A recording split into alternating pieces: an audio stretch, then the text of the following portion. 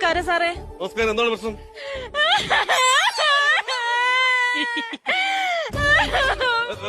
കരയാതെ കാര്യം പറയണം. എന്താണ് പ്രശ്നം? സാറേ, എന്നൊരുത്തനെ എപ്പോ നോക്കിയാലും മെസ്സേജ് വിട്ട് ശല്യം ചെയ്യുന്നു സാറേ. അവനെ കൊണ്ട് വല്ലാത്ത ശല്യമാണ് സാറേ. എന്ത് മെസ്സേജാണ് ഇടുന്നത്? അവൻ എപ്പോഴും വിടുന്ന മെസ്സേജ് എന്താണെന്നറിയോ? എനിക്കൊരു കാര്യം പറയാനുണ്ട്, എനിക്കൊരു കാര്യം പറയാനുണ്ട്, എനിക്കൊരു കാര്യം പറയാനുണ്ട്. ഇത് തന്നെ പറഞ്ഞുകൊണ്ടിരിക്കും സാറേ. ഇവര് നിങ്ങൾക്ക് അവരെ ബ്ലോക്ക് ചെയ്യായിരുന്നല്ലോ. അയ്യോ, അങ്ങനെ ബ്ലോക്ക് ചെയ്യാൻ പറ്റൂല സാറേ. എനിക്കൊരു കാര്യം പറയാണ്ടെന്ന് ആരെങ്കിലും പറഞ്ഞാലേ അതെന്ത് കാര്യം അറിയാൻ വേണ്ടി എനിക്ക് എപ്പോഴും ഇങ്ങനെ ദൂരം വന്നോണ്ടിരിക്കും. ഉറങ്ങാൻ പറ്റൂല സാറേ അത്. ബെസ്റ്റ്.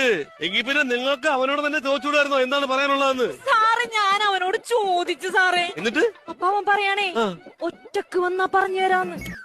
മെസ്സേജ് അല്ല അവന്റെ ലക്ഷ്യം. സത്യം. നിങ്ങളാരാണ്? ഇതെന്റെ ഭർത്താവാ സാറേ. എന്തിന്? എന്തിന്? ഞാൻ അന്നേരം പറഞ്ഞില്ല നിനക്ക് ഒറ്റയ്ക്ക് വന്നാൽ മതി. ഈ സ്വന്തം ഭാര്യയ്ക്ക് എടുത്ത മെസ്സേജ് അയക്കുമ്പോ അവനെ കണ്ടുപിടിച്ച് പൊട്ടിക്കാൻ പറ്റാത്ത ഒരു ഭർത്താവ് എന്തിനാണെന്നാണ് ഞാൻ ചോദിച്ചത്. സാറേ, ഇവളുടെ മൊബൈലില് ഇവിടെ ഒരു സാധനങ്ങളകത്തും എന്നെ കൈ കൊണ്ട് തൊടത്തില്ല സാറ്. ഒരാളിങ്ങനെ ശല്യം ചെയ്യുന്നു ഞാൻ അറിഞ്ഞപ്പോ ഒരു ദിവസം ഈ മെസ്സേജ് മൊബൈലിൽ മേടിച്ചാൻ നോക്കി. അപ്പൊ അവ ഉമ്മ ചോദിച്ചേക്കുന്ന മെസ്സേജ് ഇട്ടേക്കുന്നു. ഞാനൊരു 10 ഉമ്മ അങ്ങോട്ടാ കഴിച്ചു കൊടുക്കും. എടാ, നീ 10 രൂപ അങ്ങോട്ട് അയച്ചു കഴിഞ്ഞാ തന്റെ ഭാര്യയാണ് അയച്ചെന്നല്ലേ വിചാരിക്കുള്ളൂ. എനിക്കറിയാലോ എന്റെ ഭാര്യയല്ല ഞാനാ മെസ്സേജ് അയച്ചത്. അത് അവനറിയത്തില്ലല്ലോ. അവനിനി എന്ത് കരുതിയാലും എന്താ, എന്റെ ഭാര്യ പതിവ്രതയാന്ന് എനിക്കറിയാം.